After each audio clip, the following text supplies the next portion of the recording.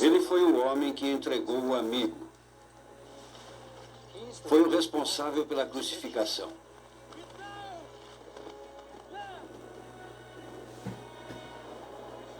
E que tem sido amaldiçoado desde então.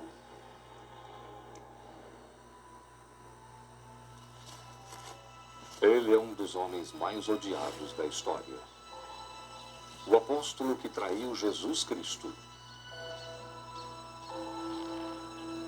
Durante séculos, seu nome significou traição e trapaça. Judas Iscariotes. Agora, escondido há quase 2000 anos, um antigo evangelho emerge das areias do Egito. Ele conta uma história diferente. Uma história que poderá desafiar nossas crenças mais profundas. Esse evangelho poderá ser uma bomba para muita gente. Ele poderá criar um tipo de crise, como uma crise de fé.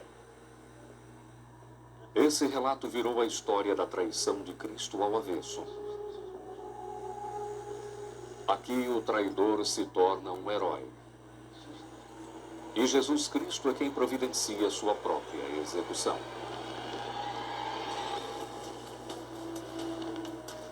Agora, uma equipe de especialistas irá determinar o que essa história diz e se ela é real ou não. É uma coisa impossível, inacreditável. Como alguém poderia escrever um evangelho segundo Judas? Descoberto por acaso, vendido 2 vezes e roubado uma. A corrida agora é em direção à conservação de suas páginas antes que elas se transformem em pó. Seria esse documento uma antiga heresia que deve ser deixada em seu túmulo? Ou um relato verdadeiro que desafiará a maneira como vemos Jesus Cristo?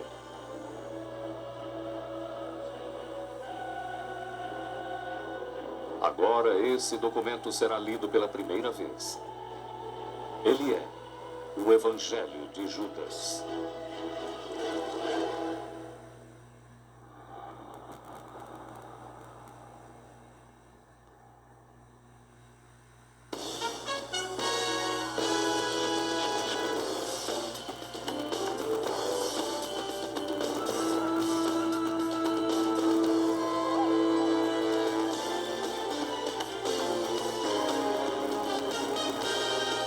National Geographic Especial.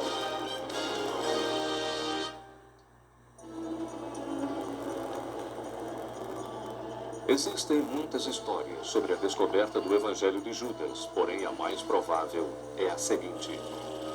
Egito, 1978. Próximo aos bancos de areia do Rio Nilo, um fazendeiro, supostamente em busca de um tesouro, entra cautelosamente em uma caverna. Antigamente, suas câmaras haviam sido usadas para enterrar os mortos.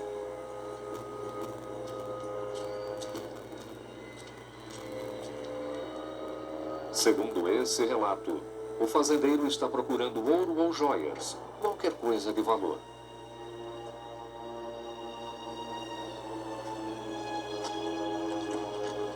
Em vez disso, entre os ossos, ele descobre uma caixa de pedra.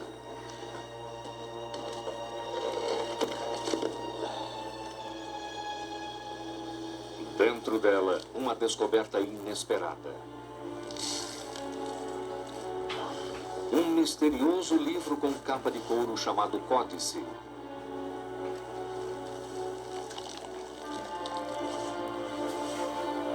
O fazendeiro não consegue decifrar seu texto arcaico. Mas ele sabe que livros antigos valem um bom preço no mercado de antiguidades do Cairo. Ele não faz ideia que está em posse de um dos maiores prêmios da arqueologia bíblica.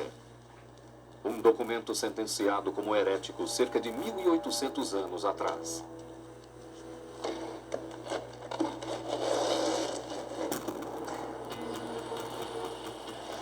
22 anos depois, Nova York, ano 2000.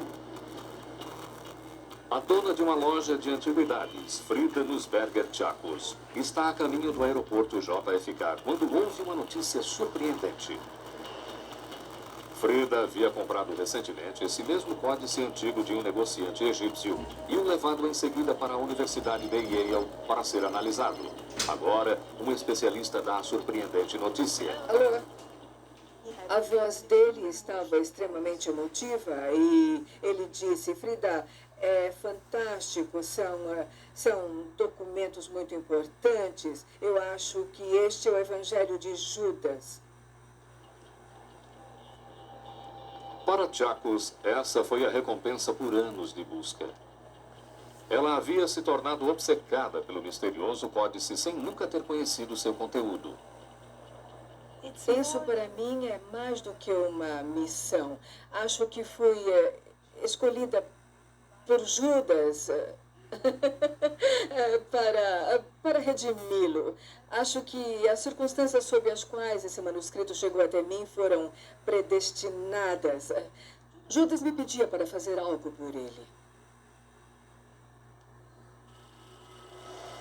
Suíça, 2002.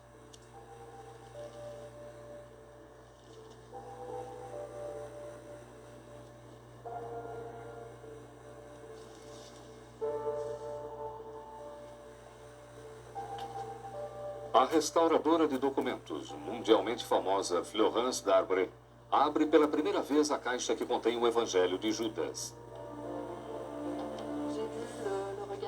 Eu tinha que olhar para ele. Tinha que abrir a caixa.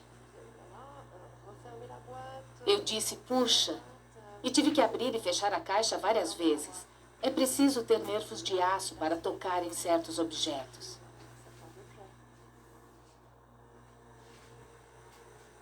Em 30 anos de trabalho, ela nunca tinha visto um documento antigo tão mal conservado.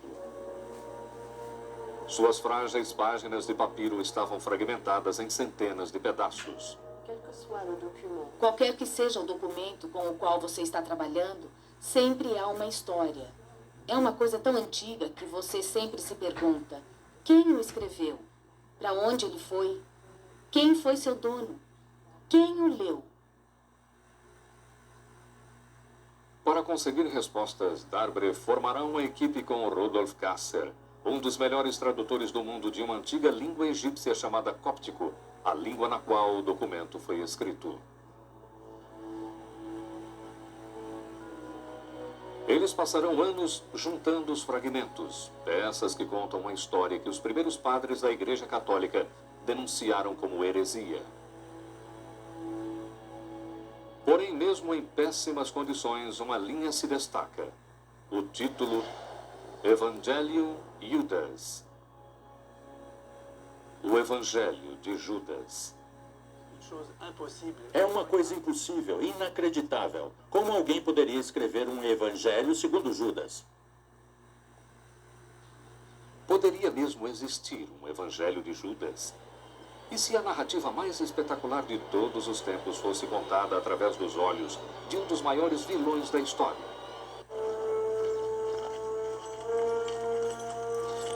Quem foi Judas Iscariotes? A Bíblia nos conta que ele foi o apóstolo que traiu Jesus Cristo. Sem ele, a crucificação poderia nunca ter acontecido. Mas, em se tratando de um personagem tão famoso, os fatos conhecidos sobre ele são poucos. Ele era um dos 12 apóstolos e pode ter vindo da Judéia, não da Galileia, como Cristo e os outros.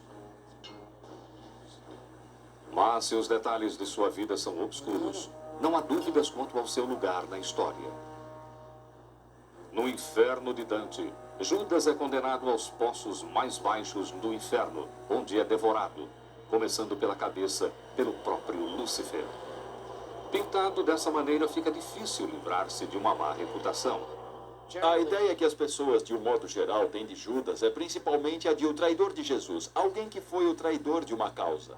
As pessoas geralmente o imaginam como alguém invejoso, avarento, que estava mais interessado em ganhar dinheiro do que em permanecer fiel ao seu mestre. A palavra exata é desprezado.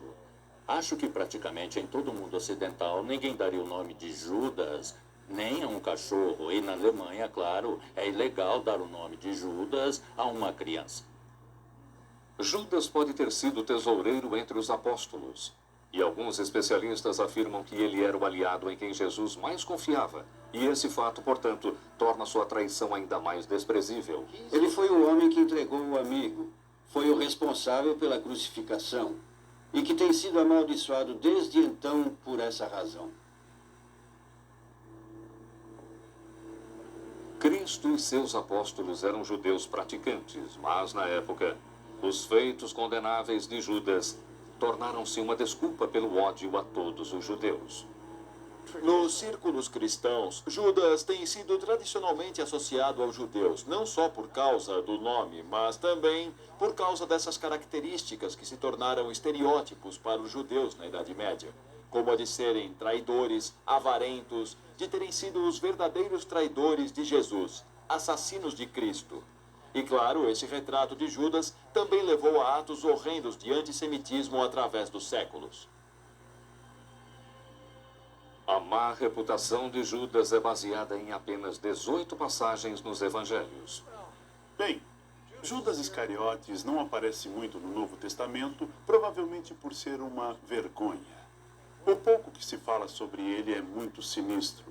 Portanto, ele é pintado cada vez mais como um vilão, como um ladrão que rouba o dinheiro da caixa. Na verdade, ele é pintado até mesmo como alguém influenciado por Satã.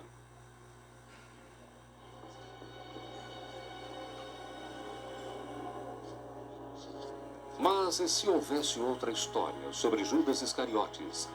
Uma que virasse sua figura tradicional ao avesso? A história diz que houve. Por volta do ano 180 depois de Cristo, o bispo Irineu, um dos primeiros e mais influentes líderes da Igreja Católica, escreveu um severo ataque contra um livro em circulação na época. Seu título, O Evangelho de Judas.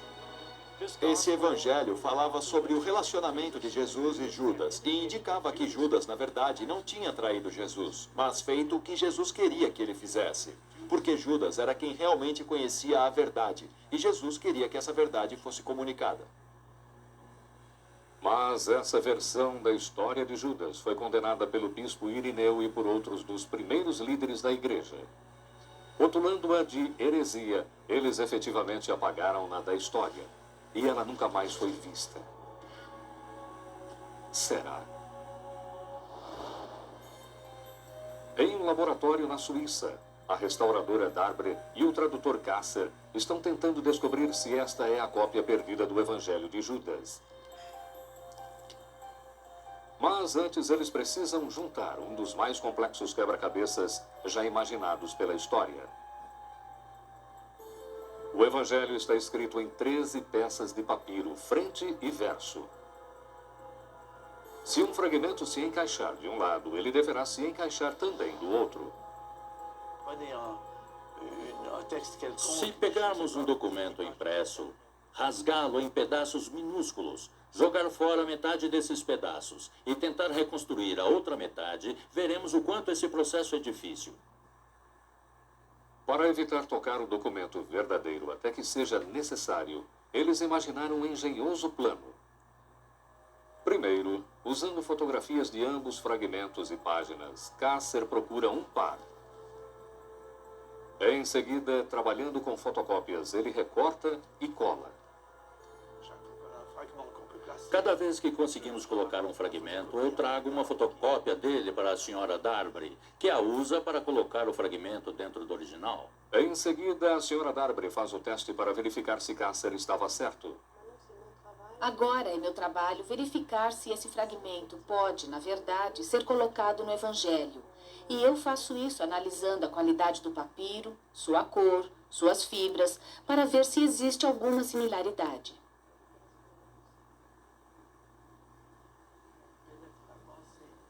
Entendemos o significado do códice pouco a pouco, graças a essas vitórias. Com toda certeza, quanto mais fragmentos juntamos, mais podemos ler e mais fatos da história nos são revelados. Ainda há centenas de fragmentos faltando ser colados. Mas o que eles revelaram até agora já é dramático. Esse texto se encaixa ao documento que o bispo Irineu repreendeu há 1800 anos. A prova está em uma de suas linhas mais assustadoras, em que Jesus dá a Judas sua missão de traidor.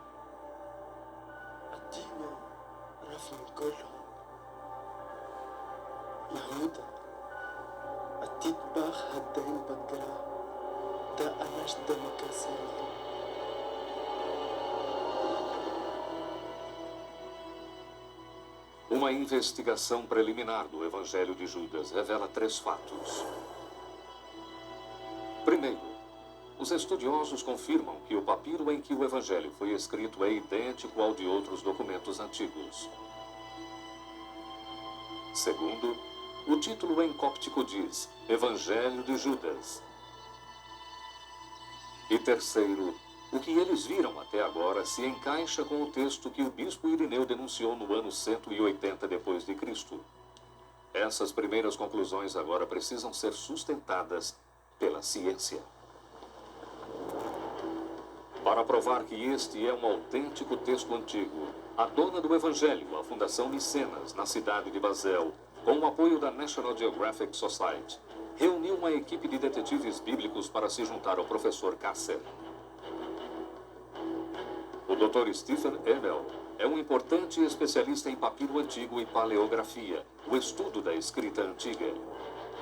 O Dr. Marvin Meyer é especialista em cóptico e, junto com Kasser, ele escreverá a tradução final do documento. O Dr. Timothy Joe é especialista em datação através de radiocarbono. Cada um usará sua especialidade para complementar sua parte no quebra-cabeça e responder à pergunta: é real?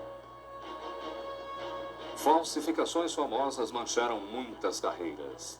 Tomemos como exemplo os famosos diários de Hitler. Ou o suário de Tiago, uma caixa que alguns dizem ter pertencido ao irmão de Jesus, mas que hoje é amplamente vista como uma farsa. As reputações estão em jogo. O especialista em papiro, Stephen Emel, é o primeiro a se manifestar. Ele já passou horas examinando o documento e acredita não haver chances de ser uma falsificação moderna. Eu já vi centenas de papiros cópticos, durante toda a minha carreira. E esse é absolutamente típico dos manuscritos cópticos antigos. Não, eu estou totalmente convencido. O número de pessoas capazes de criar um texto assim é muito pequeno. Quantas pessoas? Umas 25? Não tantas. Não tantas. Eu diria umas 4 ou 5. 4 ou 5. Só nós dois já somos 2. Quem criaria algo assim? Alguém que necessariamente saiba cóptico melhor do que nós, certo? E não há ninguém que saiba cóptico melhor do que nós. Sinto muito. Mas o documento ainda é um mistério total. Eles nem ao menos sabem como ele foi parar no Egito, onde supostamente foi encontrado, nem quando foi escrito. Para descobrir esses dados, o especialista em cóptico, o Dr. Marvin Meyer, viajou para o Egito. Se conseguirmos descobrir algo sobre a data e as circunstâncias sob as quais esse documento foi composto ou sobre a tradução do texto, isso nos ajudará muito a determinar se este é de fato um texto autêntico do mundo antigo. Meyer acha que o Evangelho foi escrito originalmente em grego no Oriente Médio e mais tarde trazido para uma comunidade cristã no Egito. Uma vez aqui, Meyer acha que ele foi traduzido para o cóptico, uma língua que descende diretamente do egípcio antigo dos faraós. Na época em que o Evangelho de Judas foi traduzido no Egito, essa área era um lugar maravilhoso, mas turbulento. Era um mercado de ideias onde havia vários tipos de pessoas com diferentes abordagens. Ortodoxos, emergentes, cristãos, gnósticos, monges, todo tipo de gente se reunia aqui, compartilhando ideias, concordando e discordando e produzindo seus livros. Um desses livros foi o Códice contendo o Evangelho de Judas. Encontrar a caverna onde ele foi descoberto ajudará a confirmar sua autenticidade. Para isso, Meyer vai para o sul, ao longo do Nilo, para uma suposta área onde o códice foi encontrado.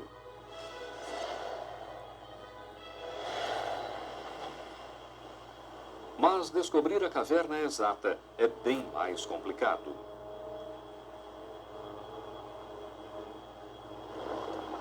Ajudaria se Meyer pudesse conversar com o homem que comprou o códice do fazendeiro que o encontrou. Os investigadores tentaram encontrá-lo, mas ele não queria ser encontrado.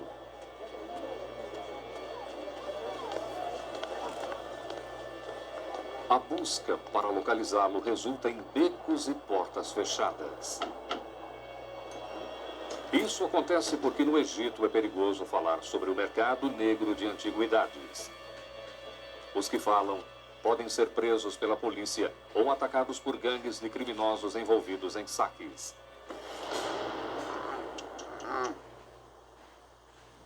Sem uma testemunha ocular, Meyer precisa recorrer à história mais provável de como o códice foi encontrado. Segundo essa história, ele foi encontrado em um local próximo a um vilarejo chamado Carrara.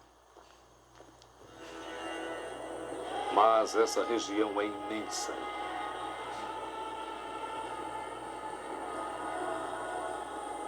Para ajudar a estreitar essa busca, ele se reúne com arqueólogos da Agência de Antiguidades Egípcias. As autoridades conduzem Meyer, deserto adentro, em direção a um conjunto de cavernas das quais eles só tinham ouvido falar. Depois de 2 horas sob o sol, eles alcançam um imenso planalto repleto de cavernas.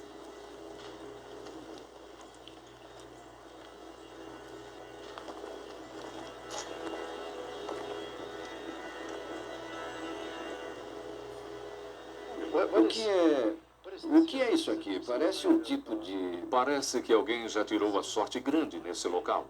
Que buraco é esse aqui? Saqueadores. Parece que alguém andou cavando nessas cavernas. Os ossos estão espalhados, mas isso não é tudo. Em toda parte há artefatos cópticos antigos que dizem a Meyer que este pode ser o lugar. Havia cerâmica cóptica por toda parte. Uma certa quantidade de tecido cóptico também foi encontrada aqui. Achamos um tijolo que deve ter sido usado como parte de alguma estrutura e para fazer o chão. Tudo isso sugere que esse foi um lugar de alguma importância, provavelmente durante a época cóptica. Os fragmentos de cerâmica encontrados aqui datam tanto do final do século X depois de Cristo quanto do início do século III. Os especialistas acham que o códice contendo o Evangelho tenha sido criado no terceiro ou quarto século. Seria essa a caverna onde o fazendeiro encontrou o códice? Sem o relato de uma testemunha ocular, não podemos ter certeza do local exato onde o Evangelho de Judas foi encontrado. Mas a história conta que ele foi encontrado em uma caverna nessa área, que foi encontrado em uma caverna que tinha características cópticas, como esta aqui. Então, não sabemos se foi nessa caverna ou noutra parecida com ela. O fato é que o Evangelho de Judas deve ter sido encontrado em uma caverna muito parecida com esta.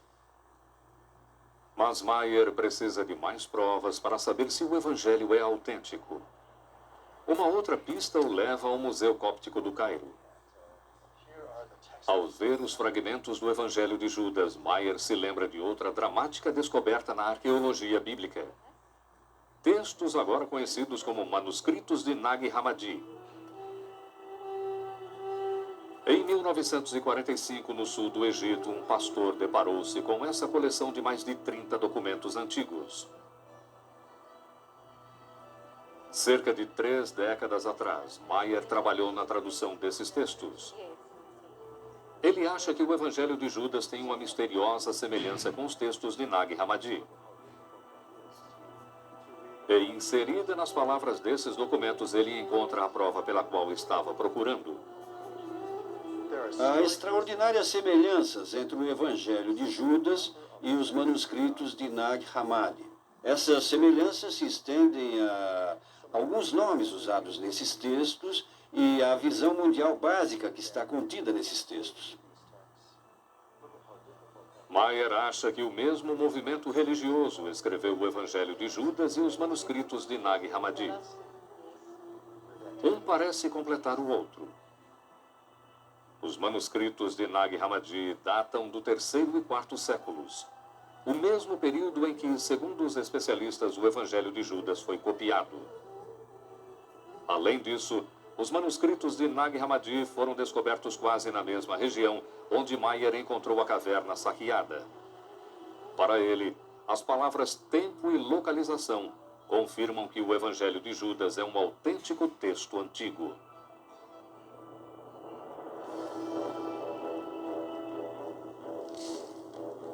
Quanto ao códice contendo o Evangelho, sua retirada do local onde estava enterrado foi apenas o início de uma bizarra e misteriosa jornada. Cairo, 1980. O fazendeiro que encontrou o códice contendo o Evangelho de Judas vendeu-o no mercado egípcio de antiguidades. É difícil confirmar precisamente o que aconteceu em seguida, mas uma provável versão é a seguinte. O novo dono do documento, um negociante egípcio, mostra sua coleção de antigos objetos de arte a uma possível compradora.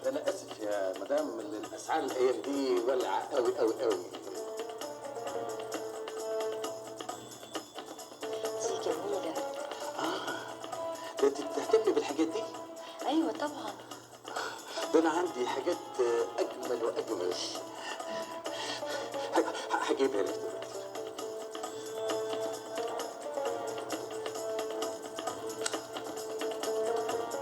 A compradora parece querer tudo. A coleção egípcia inteira vale milhões. لا ما فيش حاجه، بتاخد شويه صور. خليك كده حلو قوي كده. كده؟ جميل. تانية كمان. حلو قوي. طب في واحده تانية كمان كده. ايوه. مين يهتم بالحاجات دي؟ ده واحد خواجه اجنبي عايش بره. A mulher afirma ser a representante de um comprador muito rico, mas ela está mentindo. Na verdade, é ela quem está interessada em examinar o apartamento, a coleção e está planejando um roubo. Mais tarde, naquela mesma noite, em posse de uma lista completa das relíquias do negociante egípcio, ela volta para pegar algumas coisas. Ela invade o apartamento e leva o melhor de todo o lote. Em sua lista, o antigo códice. Por incrível que pareça, quando ele desaparece em meio às antiguidades no mercado negro, ninguém ainda sabe que se trata de um bem de valor inestimável e que dentro dele existe um evangelho perdido e uma versão da história da traição de Cristo, sobre a qual ninguém tinha ouvido falar durante quase 1800 anos. Por que os primeiros cristãos escreveriam o Evangelho de Judas, afinal?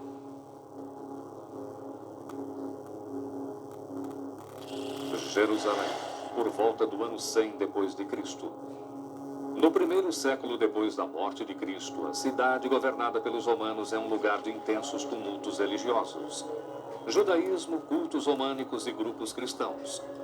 Todos estão competindo por novos seguidores, mas uma religião está prestes a se destacar nesse meio: o cristianismo.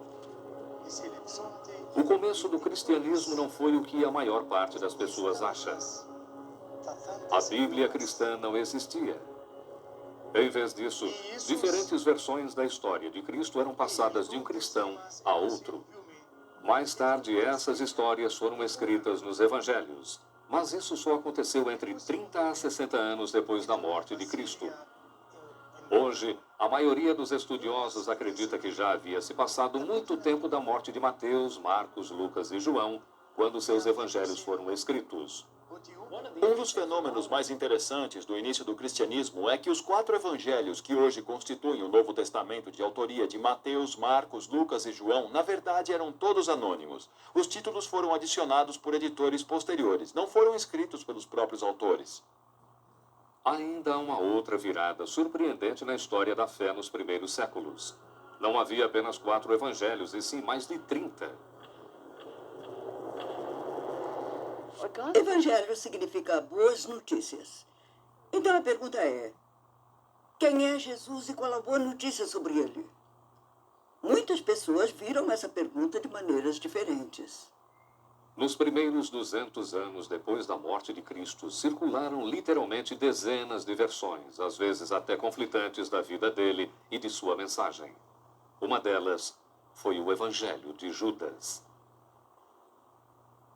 Esse texto, assim como os recentemente descobertos em Nag Hammadi, permite-nos olhar para muitos tipos de cristianismo que nunca tínhamos visto. Muitas pessoas achavam que os únicos evangelhos existentes eram os do Novo Testamento, de Mateus, Marcos, Lucas e João. Mas, na verdade, havia muito mais do que isso. Possivelmente dezenas de outros evangelhos, como o Evangelho da Verdade, o Evangelho de Maria Madalena, o Evangelho de Tomé, o Evangelho de Judas, o Evangelho de Filipe, só para mencionar alguns. Quer dizer, não havia apenas um no início do cristianismo, havia vários. Uma fé, ou mais de uma. O fato é que o cristianismo foi amplamente difundido, de Jerusalém à Ásia Menor e Egito, de Roma ao norte da África. Ainda não havia igrejas. Em vez disso, os seguidores se encontravam em locais privados, onde alguns ouviam evangelhos cuja autoria deixaria perplexa a maior parte dos que vão à igreja hoje. Alguns usavam o de Filipe, outros o de Tomé, alguns usavam o Evangelho de Maria, outros o de Mateus, Marcos, Lucas ou João. Alguns dos primeiros cristãos são chamados atualmente de gnósticos, ou o povo que sabe. Os gnósticos eram místicos, quer dizer, eram pessoas que sentiam que poderiam ter algum tipo de acesso direto a Deus. A palavra gnóstico vem do grego gnosis, que significa conhecimento. Mas esse tipo de conhecimento não é o do dia a dia, não é aprender com os livros, é algo que está dentro da pessoa, é intuição. É a habilidade de conhecer algo sobre si mesmo, de saber que você tem um pedacinho do divino dentro de si e de reconhecer que o Deus que você professa ser, que o Deus que está do lado de fora é o mesmo pedacinho do divino que você tem dentro de si. Muitos dos gnósticos eram cristãos. Gnósticos são as pessoas que escreveram a maior parte dos textos conhecidos como os manuscritos de Nag Hammadi. Suas histórias sobre o Cristo são muito mais abstratas e filosóficas do que as do Novo Testamento. Um dos evangelhos favoritos era o de Tomé.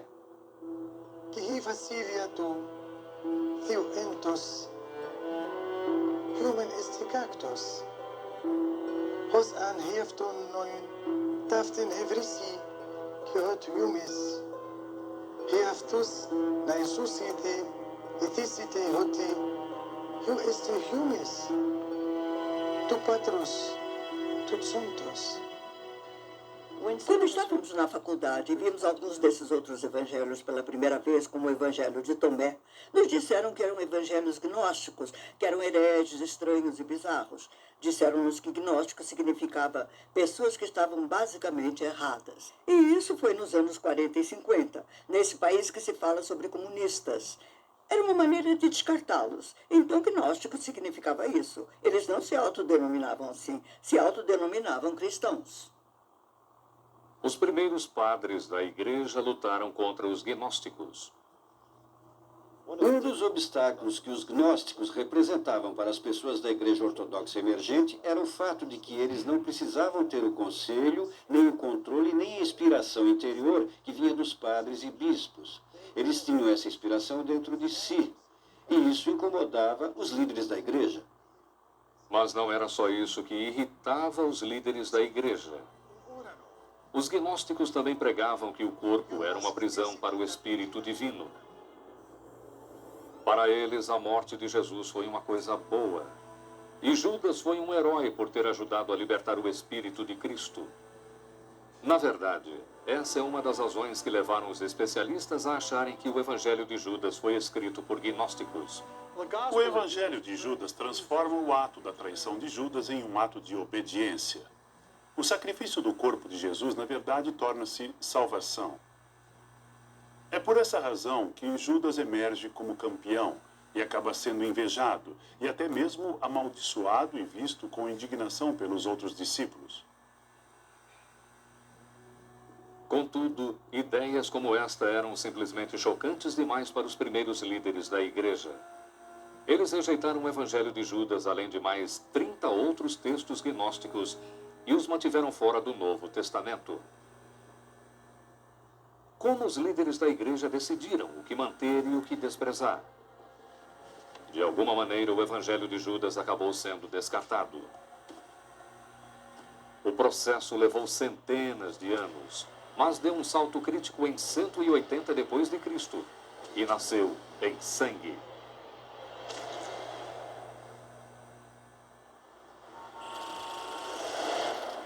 Suíça, 1983.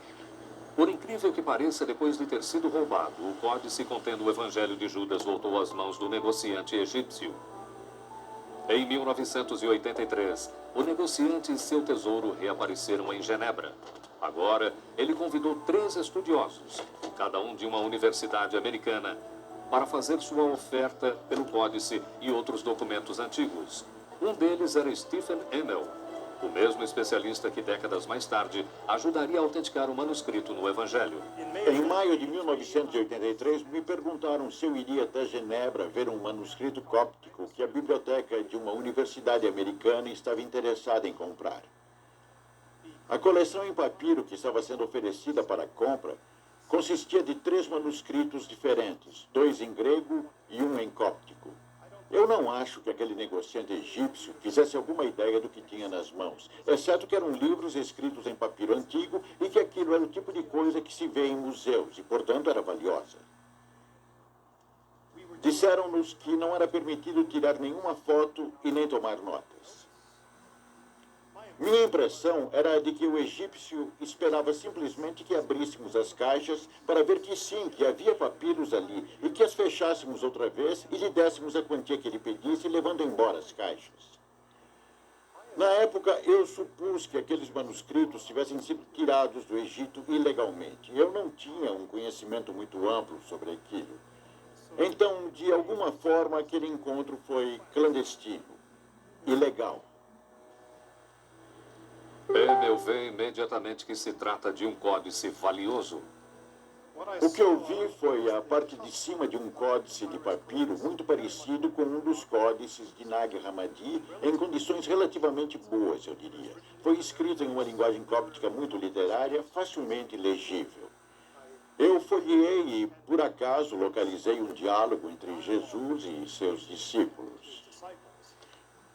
E, em particular, o nome Judas aparecia 1, 2 vezes. Judas disse, o Senhor disse, blá, blá, blá, blá, blá. Como só pôde fazer um exame superficial, Emmel nem desconfiou que estava olhando para o Evangelho de Judas. As negociações não vão muito longe. Juntos, os estudiosos só têm $100.000 para gastar. Ele pediu $3 milhões pelo manuscrito, uma quantia extremamente maior do que poderíamos gastar mesmo juntos. Eu acho que o egípcio ficou extremamente desapontado. Acho que ele pensou que estivéssemos mentindo quando dissemos que não tínhamos aquele dinheiro. Mas, para mostrar que não havia ficado ressentido, o egípcio leva os estudiosos para almoçar. A uma certa altura, eu pedi licença para ir ao banheiro e aproveitei aquela oportunidade para pegar papel e lápis e simplesmente escrever o que eu lembrava, quer dizer, tudo o que eu memorizei com relação às características dos 2 manuscritos cópticos. 1 minuto. Em seu relatório, Emmel faz um ousado aviso sobre o futuro do códice. Há um grande perigo de futura deterioração do manuscrito se ele continuar nas mãos do atual dono. Este item singular precisa ser posto o mais breve possível nas mãos de uma biblioteca ou museu, onde possa ser restaurado, publicado e conservado. Isso não aconteceu. O fato de não ter sido vendido é para o manuscrito um golpe quase fatal. Depois disso, o negociante leva o códice para os Estados Unidos, onde tenta vendê-lo sem sucesso para um colecionador em Nova York. Frustrado, ele deixa o livro antigo no cofre de um banco.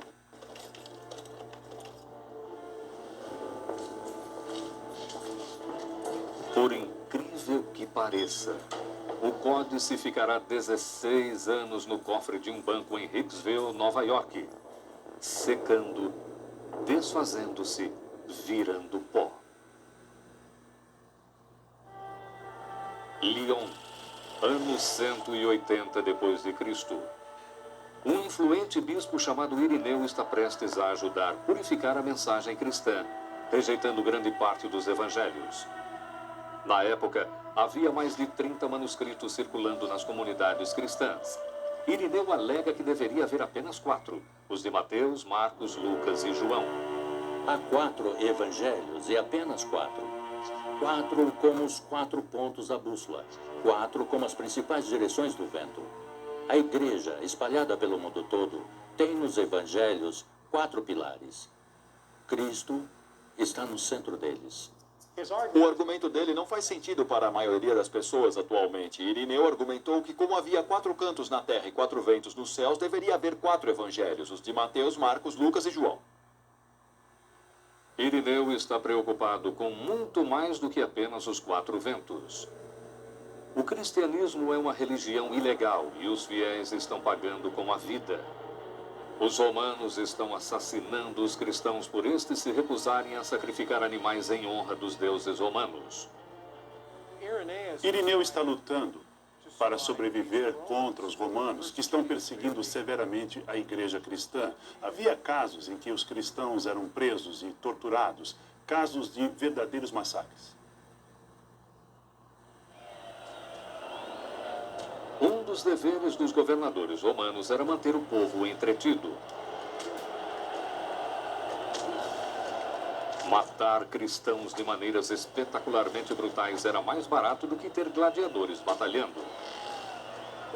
Na cidade natal de Irineu, estava havendo manifestações públicas contra os cristãos. E muitos eram presos e acusados e confessavam que eram. E eram levados às arenas nos feriados e mortos de maneiras surpreendentes para entreter a população. No massacre de Lyon, no ano de 177, os romanos assassinaram uma centena de cristãos. Alguns mantiveram a fé até o final. Entre os cristãos, havia uma escrava chamada Blandina, que dizem ter sido torturada barbaramente o dia todo na arena e mesmo assim ter mantido seu testemunho a Cristo de uma maneira que surpreendeu a todos que assistiram a esta cena. O aparelho diabólico foi chamado de cadeira de ferro. Empilhando carvão embaixo da cadeira, os romanos a transformavam em um objeto extremamente quente. Depois, eles forçavam as vítimas a se sentar.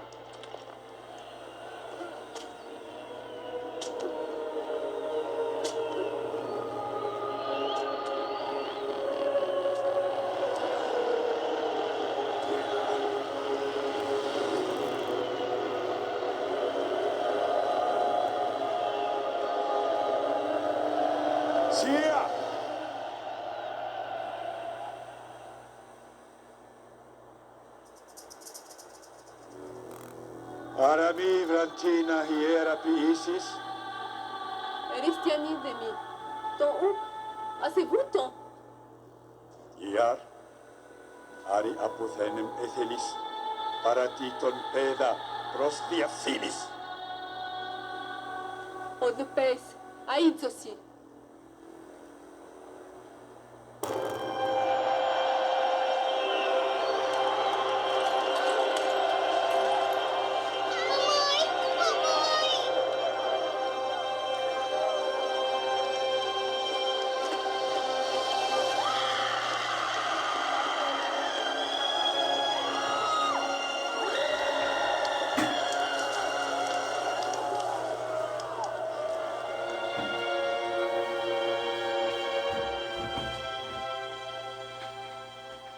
A tortura e o assassinato de cerca de 100 cristãos em Lyon causou um grande impacto sobre Irineu. Esse fato deve ter dito a ele que, se fosse para morrer pela fé, era melhor que se entendesse o que era fé.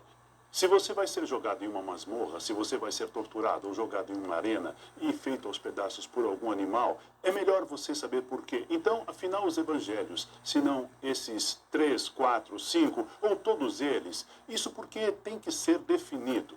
O que é a fé sagrada pela qual estamos morrendo? Para ajudar a definir a fé sagrada, Irineu escolhe 4 evangelhos, dentre mais de 30. Os especialistas não concordam em como essa escolha foi feita. Os cristãos da época diziam, quero ouvir Marcos ou quero ouvir Mateus, mas não havia muitos que diziam, quero ouvir Tomé ou Judas. Era isso que acontecia. Estes 4 foram escolhidos porque eles tinham uma grande repercussão entre as comunidades cristãs. Eles tinham um grande prestígio entre os crentes. Aquelas eram as verdadeiras palavras de Jesus. E não as que se encontravam nos evangelhos de Tomé ou Judas ou em outros escritos. É difícil dizer como esses textos foram escolhidos. Alguns acham que eles foram selecionados pelos bispos, outros acham que esse foi um processo vertical sobre quais livros as pessoas tinham a tendência a ler. Provavelmente tenha sido uma dessas duas coisas, porque os evangelhos do Novo Testamento são mais fáceis de serem lidos do que a maioria dos evangelhos secretos. Eles trazem histórias sobre o batismo de Jesus, seu nascimento, sua vida, sua crucificação e sua morte. Mas Irineu não estava somente escolhendo que textos serviriam. Ele estava atacando a competição. Um de seus alvos? Os autores do Evangelho de Judas. Eles declaram que Judas, o traidor, sozinho, sabendo da verdade de uma maneira que os outros não sabiam, completou com êxito o mistério da traição. Eles produziram uma história de ficção desse tipo que definem como o Evangelho de Judas. Parece que o que incomodava Irineu sobre o Evangelho de Judas é que ali estava um evangelho escrito segundo uma pessoa que foi um infame traidor de Jesus. E a simples suposição de um evangelho e o traidor Judas serem postos lado a lado em um título, o Evangelho de Judas, deixou-o louco, confundiu sua mente. Não foi por acaso que alguém como Irineu rejeitou o evangelho de Judas e declarou-o como herético. Judas, nesse evangelho, é o mocinho, aquele que realmente compreendeu Jesus, o único discípulo que entendeu Jesus.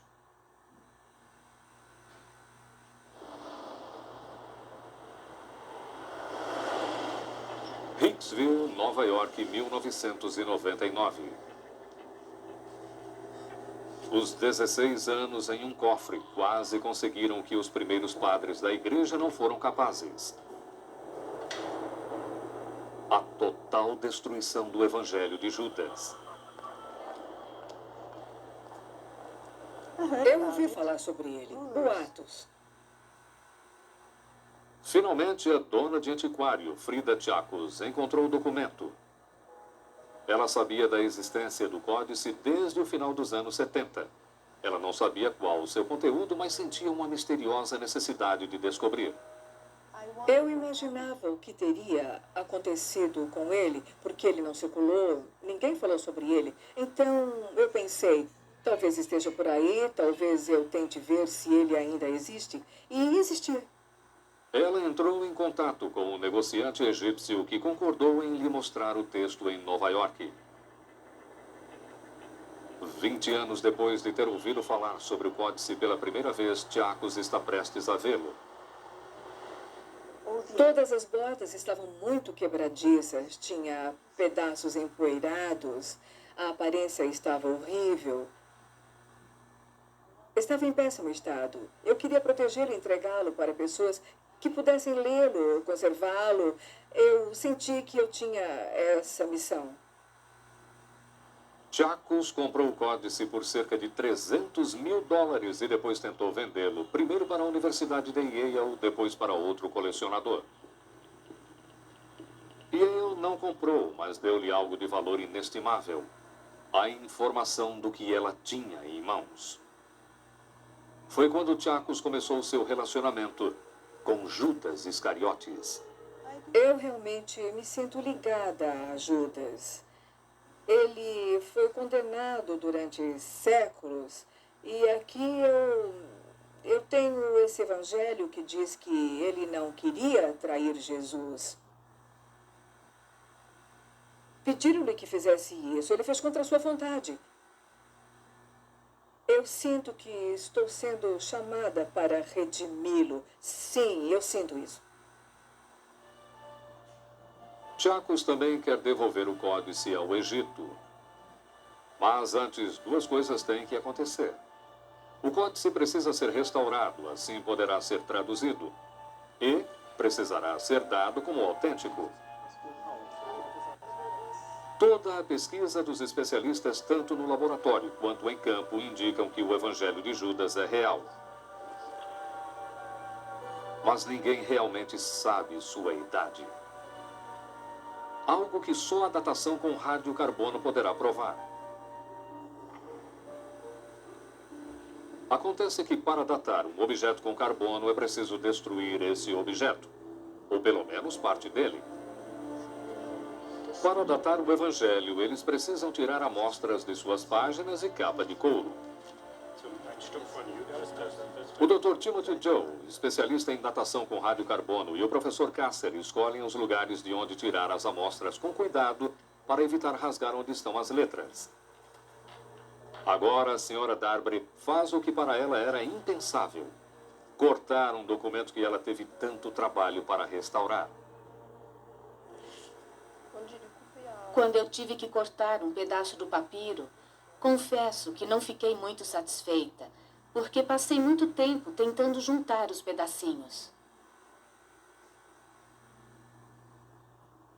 5 amostras minúsculas do códice agora viajarão 9.600 quilômetros até o Centro de Física da Universidade do Arizona. Aqui o Dr. Joe fará o que alguns dos primeiros padres da igreja talvez tenham desejado ter feito. Terei que queimar o Evangelho de Judas para poder datá-lo.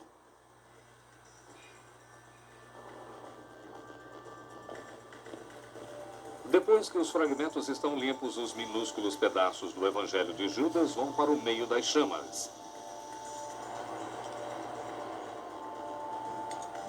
Depois de queimar, essas bolinhas de grafite são a única coisa que restou dos fragmentos.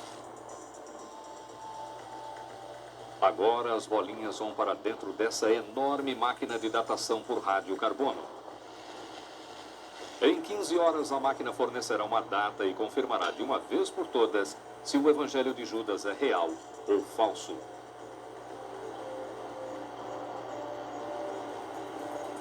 A datação por radiocarbono funciona assim. Cada ser vivo sobre a Terra absorve um certo tipo de molécula de carbono chamada carbono 14. O Evangelho é feito de papiro.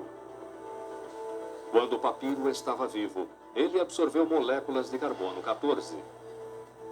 Quando foi colhido, essas moléculas começaram a apodrecer. E elas apodreceram a uma taxa previsível. Uma certa quantidade a cada ano. É como um relógio funcionando ao contrário. Os cientistas sabem quanto carbono 14 há no papiro agora. Usando o relógio, eles conseguem descobrir a data aproximada em que o papiro foi colhido.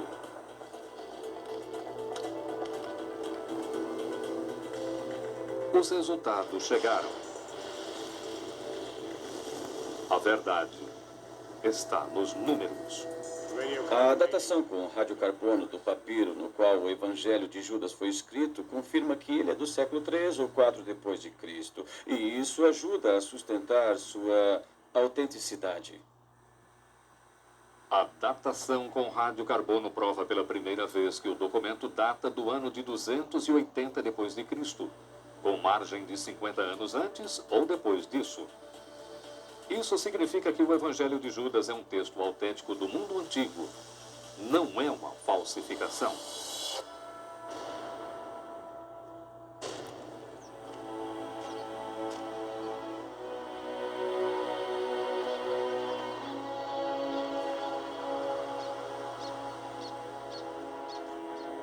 Agora que sabemos que ele é verdadeiro, podemos descobrir o que ele diz. Suíça, 2005. Na Suíça, o épico trabalho de restauração está quase terminado. O último dos quase 1000 fragmentos está sendo colocado. Uma nova e tentadora passagem do Evangelho agora está completa.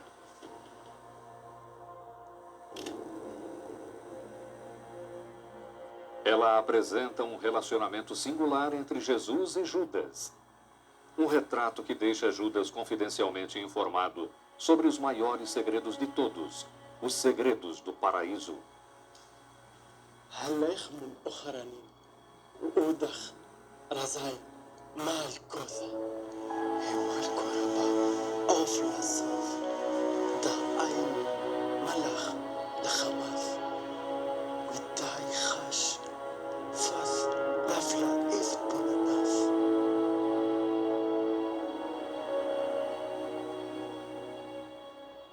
Seria a imagem de Judas nesse evangelho perdido de fato tão diferente da encontrada nos relatos contidos no Novo Testamento? Na verdade, Judas nem sempre foi retratado como vilão. Ele vai se tornando cada vez mais malévolo à medida que passamos do primeiro evangelho, o de Marcos, ao último, o de João. O Evangelho de Marcos foi escrito por volta do ano 60 e, claro, ele é considerado pela maioria dos estudiosos como o primeiro evangelho. Cerca de um terço desse evangelho traz referências a Judas, assim como no Evangelho de João. Mas a maneira como a atitude de Judas é descrita quase sempre notável.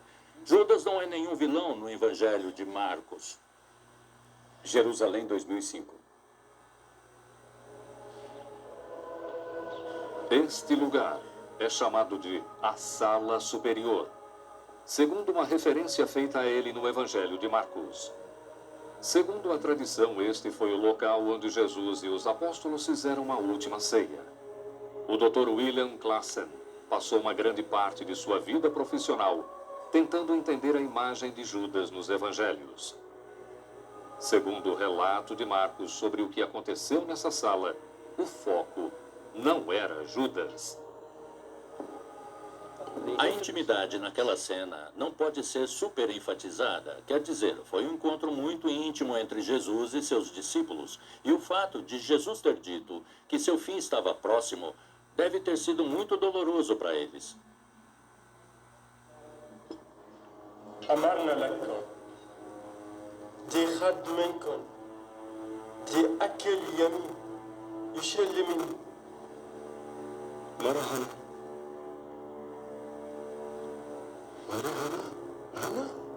أنا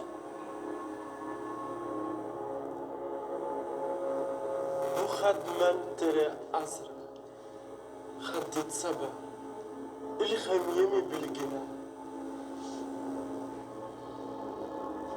Na última ceia, segundo Marcos, Judas não é apontado como o traidor, mas segundo Mateus, sua culpa não é posta em dúvida em momento algum. O Evangelho segundo Mateus parece ter sido escrito cerca de 10 ou 12 anos depois do de Marcos. Mateus parece pôr uma certa culpa sobre os ombros de Judas. A traição acontece no Horto das Oliveiras, fora dos muros de Jerusalém.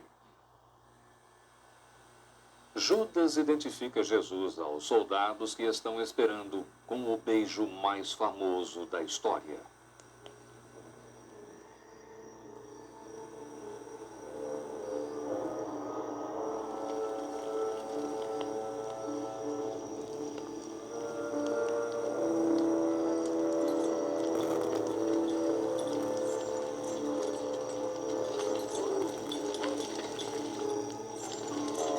أبنايم أتون قوم نزال أهودي شل مني كريه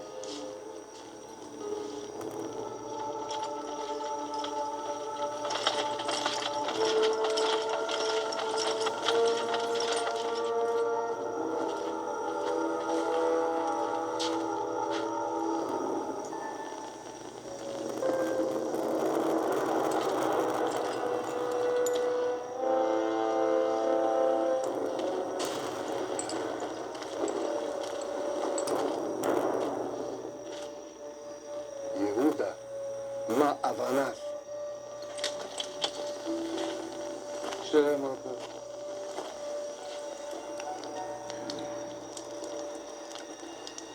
خفرة ما دي أفد أتأفد ربيت أفضل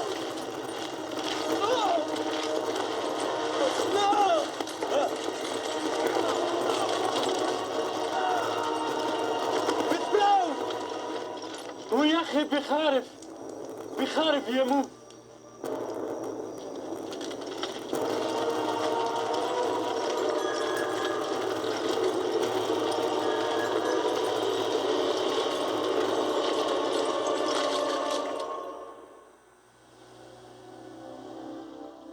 Segundo Mateus, quando Judas soube que Jesus tinha passado de Caifás a Pilatos, ele perdeu as esperanças.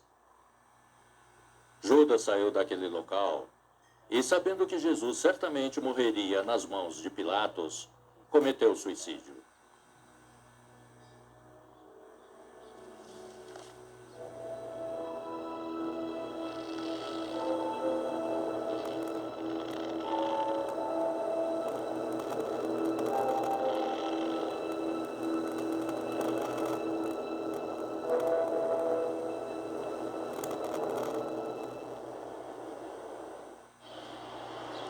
Em outra passagem do Novo Testamento, Judas não se enforca, mas cai morto aqui. Este local é chamado de o Campo de Sangue. Hoje é um depósito de lixo. O que a história faz com as pessoas, é claro, é um assunto fascinante. Os cristãos taxaram Judas de vilão e simplesmente o confinaram a um depósito de lixo. O retrato mais negro de todos está no Evangelho de João, o último evangelho escrito. Nele, na última ceia, Judas é transformado de apóstolo em encarnação do mal.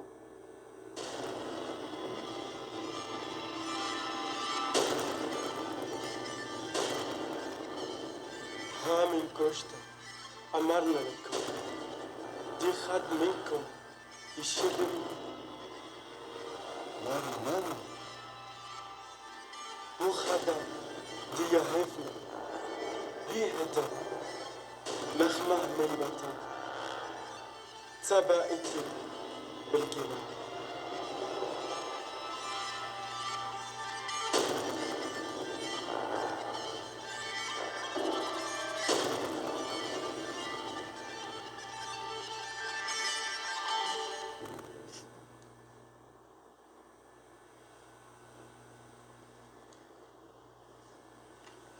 بفارما دا أفد أفد. Em John's Gospel, no Evangelho de João, Judas é um personagem totalmente desenvolvido e muito mau. João também diz que os judeus estavam tentando matar Jesus. E o termo Judas significa judeu também, ou poderia significar judeu. Então isso é uma coisa peculiar para ver como essa figura foi personificada e ampliada. Uma pergunta muito curiosa é, por que a figura de Judas vai ficando cada vez mais má? Por que razões as pessoas contam a história dessa maneira? Alguns especialistas acreditam que os cristãos associaram Judas ao demônio para distanciar-se dos judeus, em uma tentativa de ajudar sua fé a sobreviver. No ano 66 d.C., os judeus tentaram excluir Roma da Judéia em uma desastrosa guerra de 4 anos, chamada de a Grande Revolta Judaica. Jerusalém manteve um cerco aos romanos durante meses. Quando estes finalmente conseguiram entrar, assassinaram centenas de milhares de judeus e queimaram o Segundo Templo, o centro espiritual da vida judaica. Hoje, quase tudo o que resta são as ruínas do muro ocidental do templo, onde os judeus vêm lamentar a sua destruição. A destruição do Segundo Templo, no ano 70, exacerbou o problema entre os judeus cristãos e os judeus que não acreditavam que Jesus fosse o Messias. Os judeus tinham que decidir do que sua religião era realmente feita. O que significa ser judeu agora que não temos mais um templo e um templo de sacrifícios? Uma coisa que certamente isso significa é que agora estamos contra aquelas pessoas que disseram que Jesus era o Messias. A briga entre cristãos e judeus teve outra causa. Os cristãos estavam convidando os gentios ou os não-judeus para fazer parte de sua fé. O movimento tem a intenção de atrair mais não-judeus, mais gentios. Está também tentando desassociar Jesus da desastrosa guerra judaica contra Roma e afirmar que Jesus não só era inocente da acusação que levou à crucificação, que foi uma traição contra Roma, mas que seus seguidores também eram inocentes da acusação de sedição contra Roma, pela qual estavam sendo executados todos os dias. O fato é que Jesus foi morto por romanos em uma cruz romana. E mesmo assim, em toda a história, foram os judeus que levaram a culpa. O que quer que esteja por trás disso, o retrato que a Bíblia pinta de um Judas mau tornou-se uma inspiração para um antissemitismo posterior. O fato é que os evangelhos realmente se tornaram cada vez mais anti-judeus à medida que o movimento se tornou cada vez mais gentil. E isso teve um enorme efeito na história do cristianismo e no mundo ainda hoje, nos séculos 20 e 21. Infelizmente, Judas se tornou o estandarte para um pensamento antissemítico. E, infelizmente, Judas se tornou, então, esse ideal negativo para aqueles que são malignos e antissemíticos e que querem pintar o povo judeu em termos de Judas, o traidor. Mas isso não condiz com a mensagem do Novo Testamento, nem com os ensinamentos e a mensagem de Jesus. Quando eu estava na faculdade, eu acreditava no que me ensinavam na época, ou seja, que os elementos antijudeus ou antissemíticos não estavam no Novo Testamento e que só eram lidos pelas pessoas que eram más. Mas quando comecei a estudar os textos em detalhes, eu vi que muitas pessoas perceberam que esses elementos estavam nos últimos evangelhos, da maneira como a paixão é contada. Eles são parte da história do cristianismo e é muito importante para as pessoas que amam a tradição cristã, como eu, e para as pessoas que se identificam com ela, entender que esses elementos não são acidentais, que eles realmente foram postos dentro da história, postos lá por razões defensivas, não por causa da hostilidade com relação aos judeus, porém, mas como uma tentativa de proteção. A imagem malévola de Judas acompanhou o crescimento do antissemitismo através das épocas medievais até a nossa. Judas tem sido usado através da história para a prática de atos horrendos de antissemitismo, e isso influenciou acontecimentos em tempos modernos. Na Europa, por mais de 1000 anos, peças sobre a paixão de Cristo, dramatizando a traição e a crucificação de Jesus, foram um evento infalível da Semana Santa até a Páscoa. No século XX, a imagem que eles faziam de Judas e dos judeus incitaram a violência e ajudaram a inspirar o maior ato de antissemitismo da história. A mais famosa peça sobre a paixão de Cristo aconteceu na Alemanha. Foi chamada de A Paixão de Oberammergau, onde se via uma paixão sendo encenada de uma maneira muito antissemítica. Sabemos que, na verdade, o próprio Adolf Hitler assistiu a essa peça, e isso, claro, jogou lenha na fogueira. A figura de Judas no Novo Testamento pode ter, não diretamente, mas talvez indiretamente, alimentado a corrente de veneno que causou o Holocausto.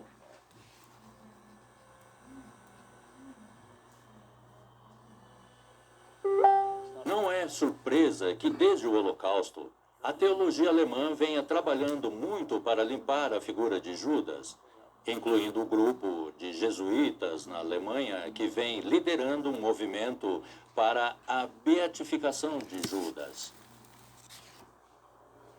Para muitos, a ideia da santidade para Judas pode ser ultrajante.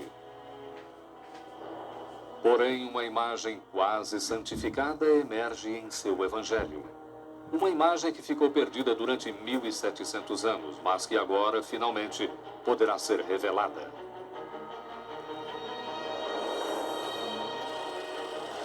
Suíça, 2006.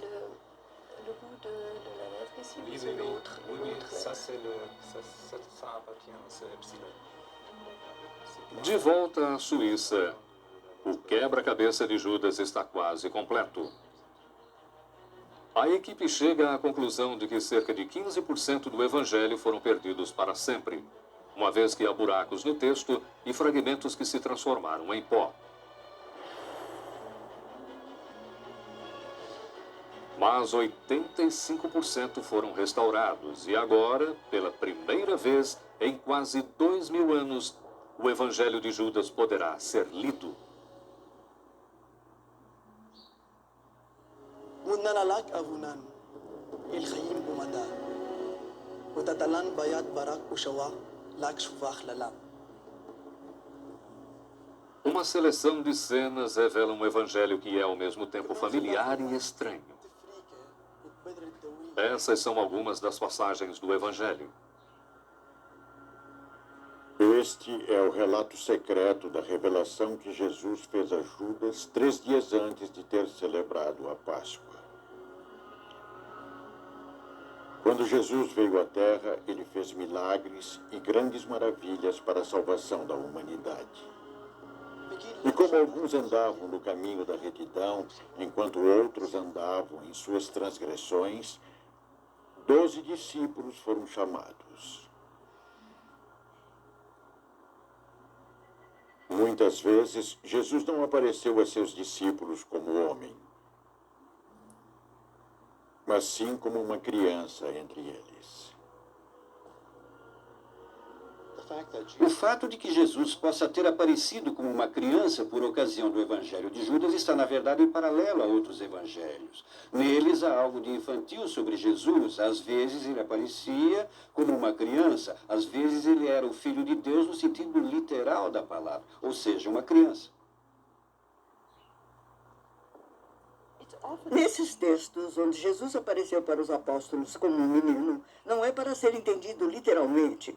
Jesus ensinou aos discípulos só o que eles eram capazes de ver.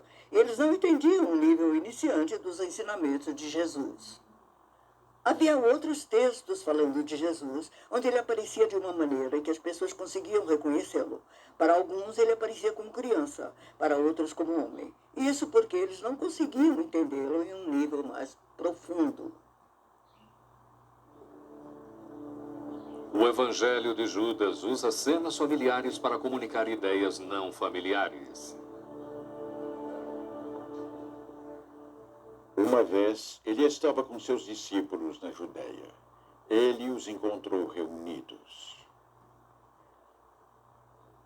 Quando se aproximou dos discípulos que estavam oferecendo uma prece de agradecimento sobre o pão, ele riu.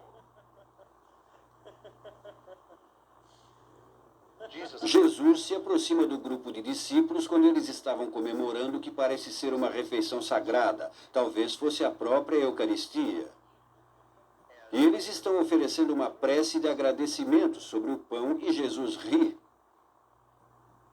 Na verdade, no Evangelho de Judas, Jesus ri muito.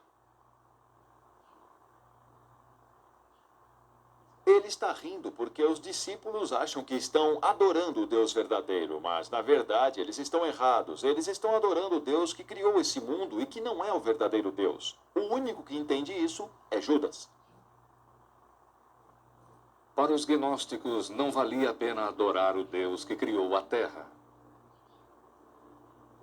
Apenas o Deus verdadeiro, um ser além da compreensão, era sagrado. Jesus ri do que ele encara como uma falsa devoção. Mas os apóstolos não entendem e ficam bravos com ele.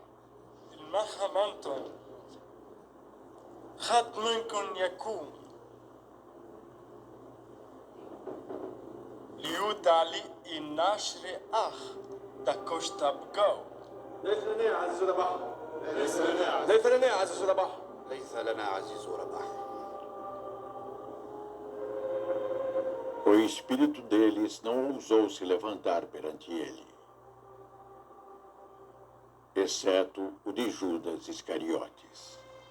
يدانا مانو أتأمان أتأتيتا ولا شوينا دمانا شمة دخادة دي شرخة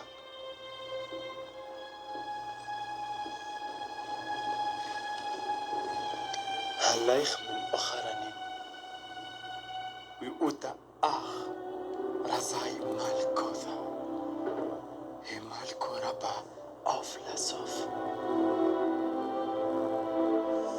عين ملخ لخبث وتاي خش فاس لافلا إس بوناناس ولا إس كراس باشا.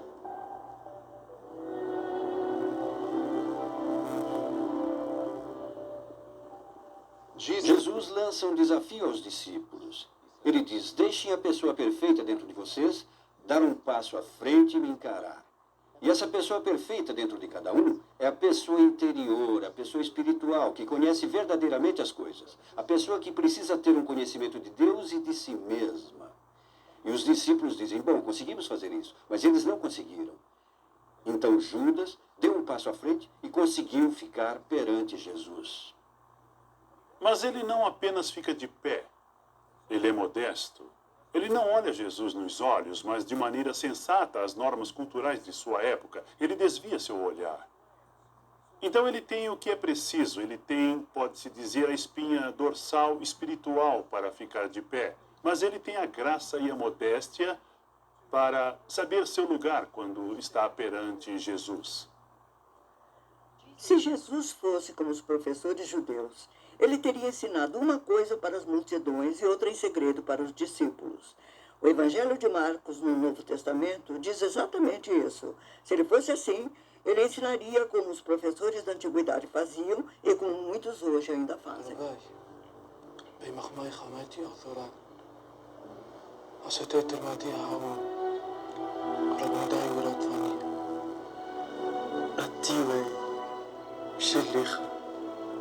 دماكللا بيت كله خرني ماكسيلاك ديتيذي باي مالكوثو الله أركاث لك يا زيرس أنا بلمحظ طب ليه؟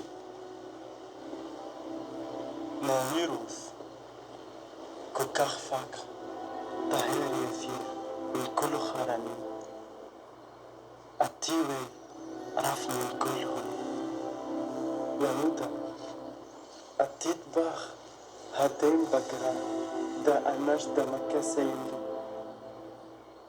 يهودا كوكاف دا ميدبار هو كوكافاك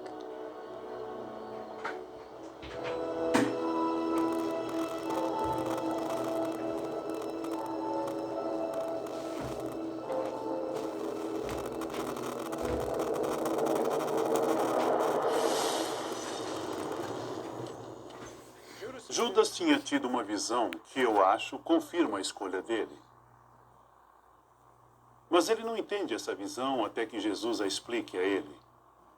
Agora Judas entende sua missão. E ele tem a força, a resistência para realizá-la. Ou seja, trair Jesus. Mas ele não faz uma coisa ruim. Na verdade, é um ato de sacrifício. É como um bom ato de adoração. Uma coisa boa, uma coisa sagrada. Jesus revela essas verdades a Judas e somente a Judas. Entre essas verdades estão as pessoas nesse mundo que têm um brilho divino dentro de si e que precisa ser libertado. O próprio Jesus representa esse brilho, essa faísca que precisa ser libertada.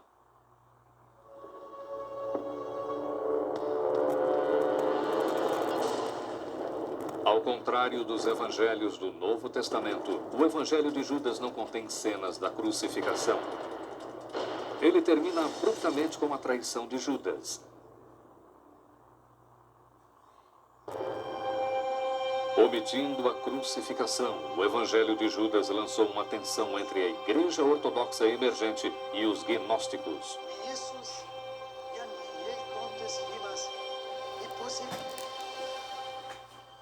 Nos primeiros evangelhos, são a morte e a ressurreição de Jesus o que realmente importa para a salvação. O corpo dele morre e depois Deus ressuscita seu corpo dentre os mortos. Essa ressurreição do corpo é muito importante, tanto que Jesus, nos evangelhos de Mateus, Lucas e João, aparece para seus seguidores para mostrar que ainda está vivo, que seu corpo ainda está vivo. Isso é completamente diferente do que acontece no Evangelho de Judas, onde não há nenhum relato da morte de Cristo, porque sua morte não é o que realmente importa. Não há nenhum relato da ressurreição de Cristo. O que importa é que o corpo vai morrer e o espírito vai continuar. Para os gnósticos, Jesus tinha que morrer para se libertar da prisão de seu corpo. Mas aos olhos da Igreja Ortodoxa Cristã, essa interpretação selou seu destino como hereges.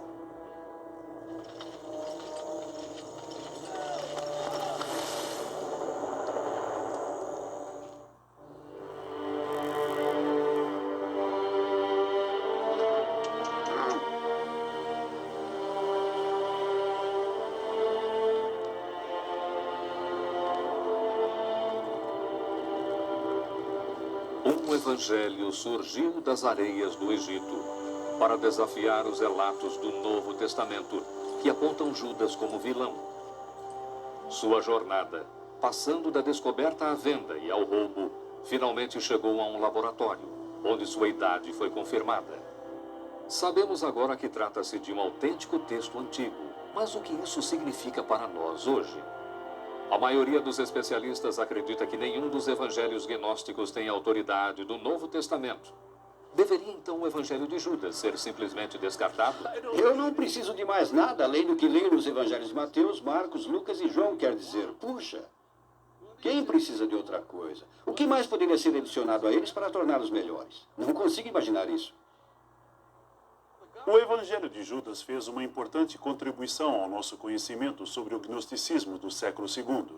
E fico contente que esteja disponível e que não tenha se perdido. Mas não acho que o Evangelho de Judas nos conte nada sobre o Judas histórico, ou sobre o Jesus histórico, ou sobre os fatores que tinham tido importância no início do século I e que levaram à morte de Jesus. Eu não acho que o Evangelho de Jesus contenha a autêntica tradição histórica sobre Jesus e Judas. Como ele sabe? As pessoas que subjugam esses outros evangelhos insistem que eles vieram do século II ou depois disso. Sem dúvida, os textos que temos vieram do terceiro e quarto séculos. O que não sabemos são as datas do original. É impossível saber isso. Quase todos os especialistas acreditam que os 4 evangelhos do Novo Testamento foram escritos entre os anos 60 e 100 depois de Cristo. Por causa de Irineu, sabemos que o evangelho de Judas existiu em 180 depois de Cristo, mas não temos meios de saber quando o original foi escrito. Decidir como o evangelho de Judas se posiciona contra os evangelhos do Novo Testamento poderá depender não de quando ele foi escrito, mas do que acreditamos. É uma questão de fé, não é um julgamento histórico ou literário. É um julgamento religioso sobre se estes textos têm ou não autoridade. Então, juntos, estes livros são nossos livros sagrados. Eles têm um tipo de autoridade que sentimos ter sido dada por Deus. E isso os difere da comunidade como um todo. Para muitos crentes, o evangelho de Judas ainda é herético. Apenas uma nota de rodapé na história. Contudo, para outros, ele tem uma mensagem que pode ser apreciada juntamente com os evangelhos do Novo Testamento. Não é que estes livros sejam necessariamente opostos. Não é que a pessoa tenha que escolher Marcos ou Tomé ou Judas. Os evangelhos de Nag Hammadi e o evangelho de Judas são um quebra-cabeça e provavelmente não foram destinados a ser lidos publicamente. Seu destino era ser um ensinamento de nível avançado. Portanto, eles não têm a mesma função dos evangelhos de Mateus, Marcos e Lucas. Curso avançado ou heresia, o evangelho de Judas nos força a reconhecer que no início não havia apenas um cristianismo, mas vários. Em grande parte por causa das descobertas dos evangelhos antigos, como o de Judas e os manuscritos de Nag Hammadi, os estudiosos aprenderam sobre outras formas de cristianismo que não vingaram, que acabaram sendo esmagadas e marginalizadas e que mais tarde desapareceram. O valor do Evangelho de Judas vem em primeiro lugar do fato de que ele é uma fonte para nosso entendimento sobre o gnosticismo. Em segundo lugar, porque ele é uma fonte muito importante para que entendamos o que as primeiras igrejas fizeram com a figura de Judas. De que houve pessoas antigamente, assim como em toda a história, que comemoraram a existência de Judas. Concordem ou não comigo, achem interessante ou repreensível, há uma perspectiva muito interessante nesse evangelho que alguns dos seguidores de Jesus nos primeiros movimentos cristãos obviamente acharam significativa.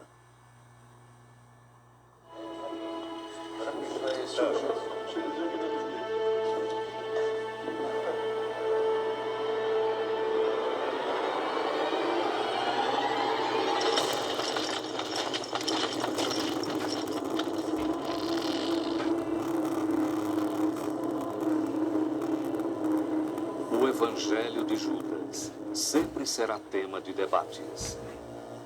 Mas ele também revela algumas verdades indiscutíveis. Aos que se dedicam a conservar o passado, não importa o peso desse fardo. E aos que simplesmente querem lucrar com ele. O Evangelho ilumina a diversidade do cristianismo primitivo e revela que as pessoas sempre viram Deus de maneiras diferentes. À medida que se torna parte de nossa história, ele nos desafia a fazer a seguinte pergunta: por que acreditamos no que acreditamos?